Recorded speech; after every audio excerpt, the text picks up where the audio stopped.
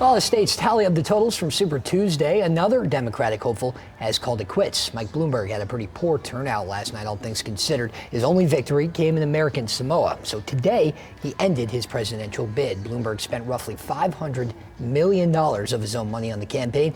He even skipped the early primaries to focus on winning at least some of these Super Tuesday states.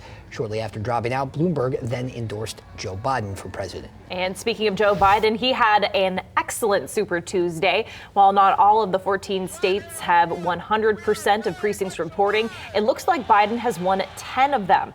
Maine, the most recent state to call in for Biden.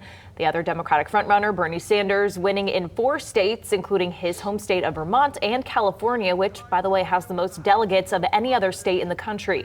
The other 2 remaining candidates, Senator Elizabeth Warren and Congresswoman Tulsi Gabbard, are still in the race as of tonight.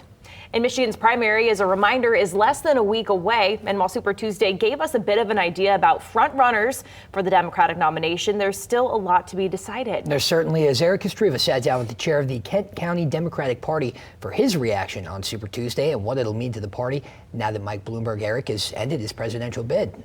Yeah, Doug, Annie, the last delegate count after Super Tuesday has Biden slightly edging Sanders, with Warren far behind both in third. Now that Bloomberg has removed his name from contention and endorsed Biden, Gary Stark, the chair of the KCDP, says that definitely favors Biden beating Sanders here in Michigan next Tuesday. We are also learning that Sanders is planning at least 2 stops in Michigan this week, including Grand Rapids on Sunday. Stark says the upcoming primary is another big step towards ultimately deciding votes in November.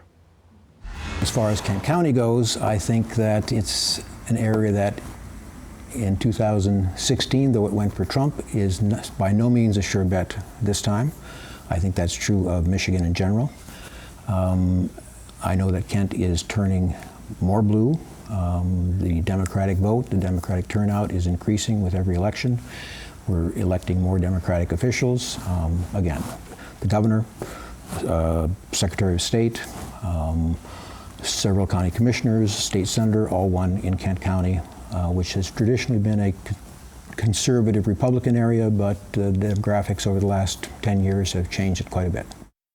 And it is important to remember also, if you have voted absentee and the candidate you cast your ballot has dropped out, you have the option to withdraw your ballot and vote for a candidate that is still in the race. If this applies to you, contact your local city clerk or go to the Secretary of State's website for more info.